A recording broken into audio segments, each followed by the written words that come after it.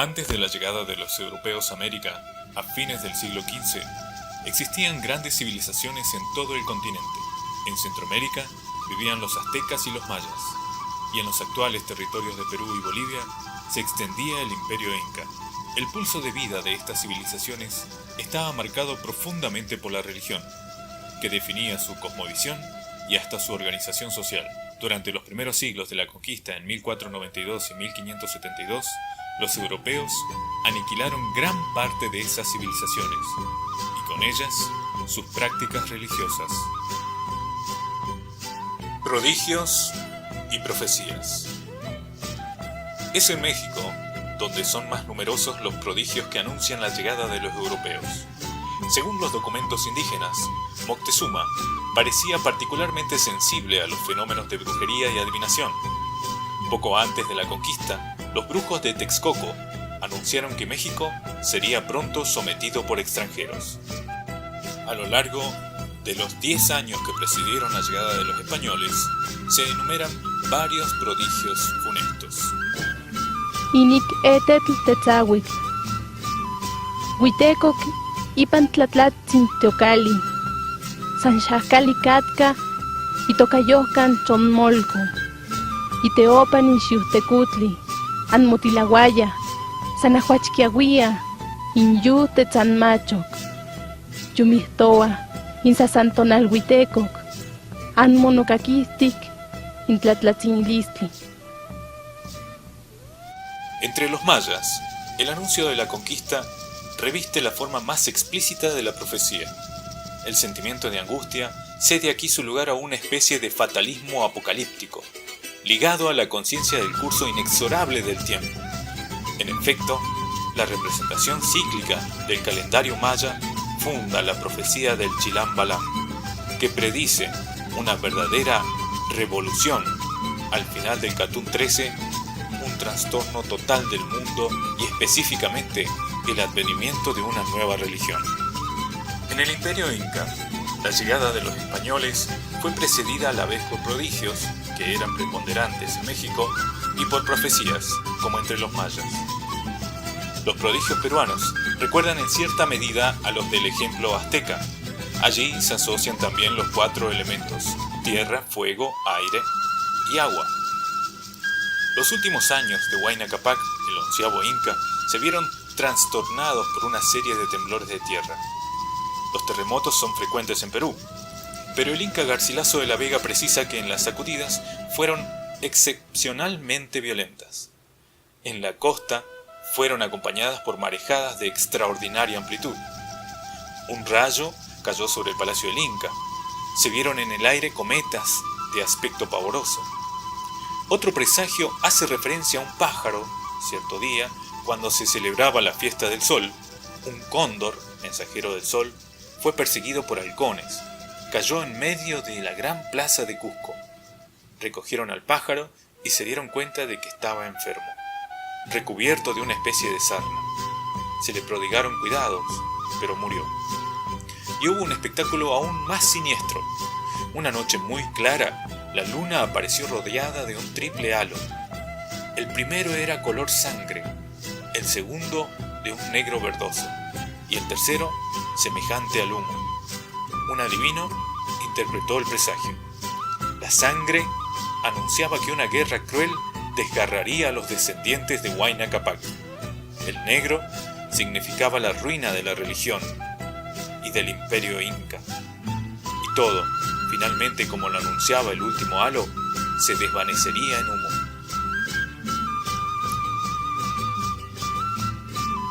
Fue entonces cuando advirtieron al emperador que acababan de desembarcar en la costa seres de aspecto extraño. Esta noticia, en medio de los prodigios que se multiplicaban, recordó a Huayna Capac la profecía de su ancestro Viracocha, el 8º Inca. Este había predicho que, en el reinado del 12º Inca, hombres desconocidos se apoderarían del imperio y lo destruirían. En honor del dios Viracocha, creador y civilizador de la humanidad, cuyo nombre llevaba, el 8º Inca había construido un templo, en donde, sobre el altar central, erigió una estatua conforme a la imagen del sueño que le había inspirado el dios. Representaba, según la tradición conservada por Garcilaso, un hombre de alta estatura, barbudo, vestido con una larga túnica y teniendo sujeto por una cadena a un animal fabuloso, con garras de león. Huayna Capac era el 11º inca. La profecía de su ancestro se realizaría, por tanto, bajo el reinado de su sucesor. Y Garcilaso cuenta también que Huayna Capac, antes de morir, recomendó a sus súbditos que se sometieran a los recién venidos. Pero, ¿por qué llamó a estos viracochas? Aquí aparece el tema del retorno de los dioses. U hombres. Con la llegada de los españoles, los indios creyeron que era el retorno de los dioses, mientras en México los adivinos no sabían interpretar los presagios. Eran muertos por el soberano Moctezuma. Verificando la noticia de que flotaban en el mar seres extraños de piel blanca y larga barba, los mandó a recibir con regalos divinos, revistiendo a Cortés, quien aterrorizó a los indios atándolos y disparando un cañón del cual salía una bola de fuego. Moctezuma, aterrorizado, envía un grupo de hechiceros pensando que esto lograrían con su magia alejarlos del camino. No pudieron hacerlo. A esto Moctezuma decidió esconderse. Espantados discutían de lo sucedido, se juntaban, lloraban y andaban cabizbajo. Moctezuma reúne a su consejero, Cacama, quien recomienda recibirlos y albergarlos a los desconocidos. Espantados discutían de lo sucedido, se juntaban, lloraban y andaban cabizbajo. Moctezuma reúne a sus consejeros, Cacama, quien recomienda recibirlos, albergarlos a los desconocidos. Por el contrario, Huitaucacín aconseja que estén en guardia a los mexicanos. Así se dividen las ciudades, una aliándose a los blancos y la otra los consideraba bárbaros. En Texcoco se convirtieron rápidamente al cristianismo. Moctezuma decide recibir a los blancos como si fueran dioses, con flores, joyas y oro. Los españoles saquean para repartírselo en lingotes. En la fiesta se produce la masacre del templo, lo que produce un cambio en los indios, que matan a Moctezuma, armando un cerco para los españoles. La partida de esto dejó una epidemia de viruela. Luego de una ardua batalla entre los indios y los españoles, finalmente resultan vencedores, ya que contaban con un buen armamento.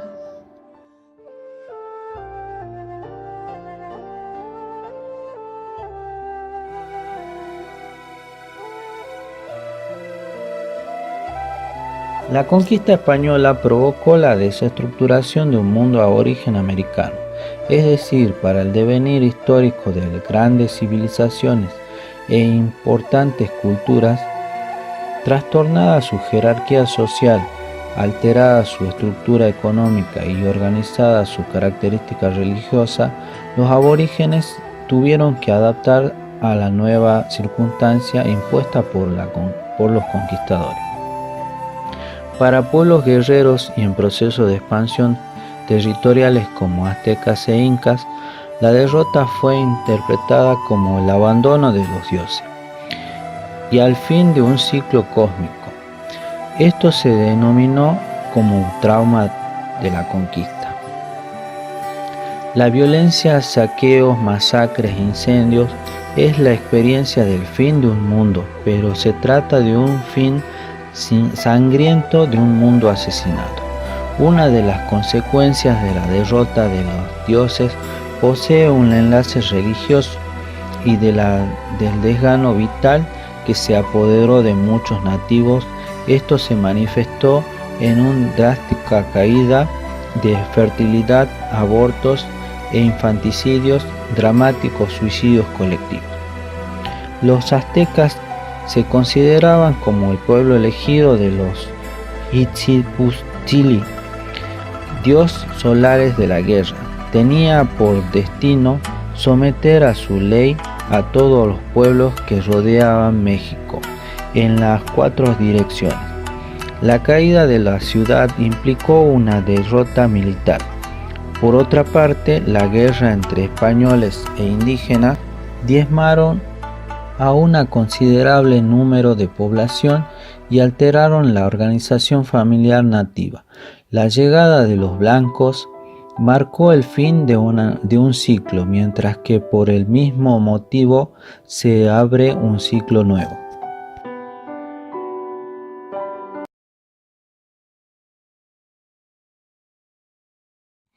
Después de la muerte de los dioses, los españoles imponen su dominación a los indios. Pero, ¿cómo interpretan esto la nueva era que comienza? Los incas viven la dominación española, la ausencia del emperador, a la vez con el martirio y con la soledad. La elegía de la muerte de Atahualpa lo describe llorando y delirando, sin saber hacia qué volverse. Porque la sombra que los protegía ha muerto. Se ven abrumados por el sentimiento de una falta que ninguna cosa puede colmar. Los indios suplican al Inca muerto que abra nuevamente sus ojos, que extienda nuevamente hacia ellos sus manos magnánimas, a fin de restablecer entre ellos y el mundo la armonía perdida. Para los mayas, el recuerdo transforma la época de la antigua civilización en una verdadera edad de oro. El tiempo de los blancos es la transformación del tiempo de los antepasados. A este transcurso lo definirían como un tiempo loco, que les traería un caos absoluto al imperio. Esta es la era del sufrimiento, de la miseria, de la discordia y de la guerra, de la enfermedad y de la muerte. A comparación de los incas, que padecían una falta de ausencia de su guía tras la muerte de Atahualpa, los mayas lo describían como una acumulación de elementos negativos.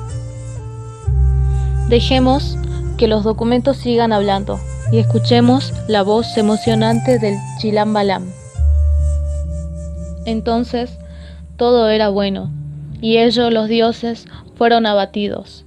Había sabiduría en ellos, no había pecado entonces, había una santa devoción en ellos, sanos vivían, no había enfermedad, entonces no había dolores de huesos, no había fiebres, no había viruela, no había ardor de pecho, no había dolor de vientre, no había enflaquecimiento, sus cuerpos estaban entonces rectamente erguidos. ¿No es esto lo que han hecho los señores blancos cuando llegaron aquí? Han enseñado el miedo y han venido a mancillar las flores. Para que viviese su flor, han hundido y agotado la flor de los otros. Mancillada está la vida y muere el corazón de las flores. Falsos son sus reyes, tiranos sobre sus tronos, ávaros de sus flores, asaltantes de los días, ofensores de la noche, verdugos del mundo. No hay verdad en la palabra de los extranjeros. Es solamente por causa del tiempo loco y por causa de los sacerdotes locos que la tristeza ha encontrado en nosotros, que ha entrado en nosotros el cristianismo, porque los muy cristianos han venido aquí con el Dios verdadero, pero fue el comienzo de nuestra miseria, el comienzo del tributo, el comienzo del ayuno, la causa de la miseria, de la cual ha surgido la discordia oculta, el comienzo de la expoliación, el comienzo de la esclavitud por deudas, el comienzo de las deudas colgadas a las espaldas, el comienzo de la disputa continua, el comienzo del sufrimiento.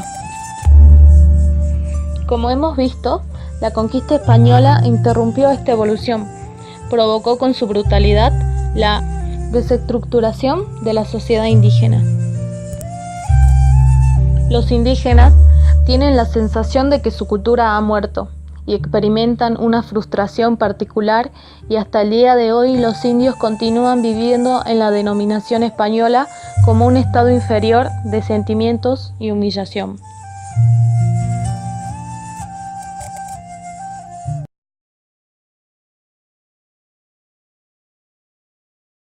Ya finalizando este video, vamos a hablar sobre la extirpación de la idolatría, que fue desarrollada en Latinoamérica a fines del siglo XVI y principios del siglo XVII.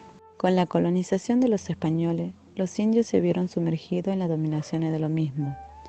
Los españoles justificaban su dominación por el hecho de aportar a los indios la verdadera fe. Uno de los aspectos puntuales es el ámbito religioso, que constituía el contexto donde hallaba su sentido todas las instituciones del Estado.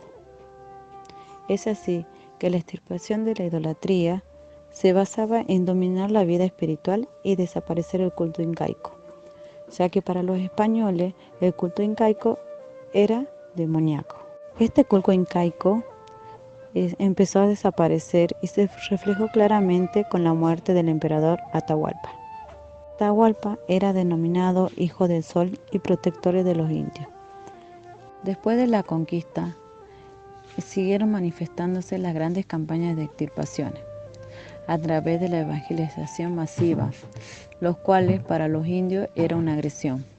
Podemos ver que el canónigo Albornoz se había hecho dueño de varias regiones y a su vez había mandado destruir centenares de ídolos.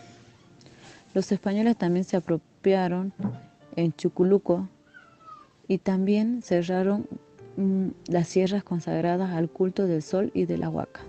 Otro ejemplo de importante resonancia cotidiana es el de sepultura de los muertos, porque los indios tradicionalmente no practicaban la inhumación, depositaban a sus muertos en abrigos con formas de colmenas que cavaban en flancos de montaña o en tumbas con techo de bóveda o en gruta. Protegían a los cadáveres con una puerta de piedra. Los cuerpos recibían las ofrendas de sus parientes que iban a pedirle protección. Los misioneros exigieron de los indios que enterrasen a sus muertos en cementerios consagrados. Los indios hubieron de obedecer, pero con horror. Desesperados, desenterraban los cadáveres por la noche para transportarlos a sus antiguas sepulturas. Entonces llegamos a la conclusión de que esta extirpación de la idolatría trajo una gran destrucción. Apuntaba a desarraigar los cultos, pero al mismo tiempo también equivalió a una pérdida sensible, que es la herencia de la cultura andina, ya que se consideraba al culto como esencial para la seguridad del bienestar individual y del grupo.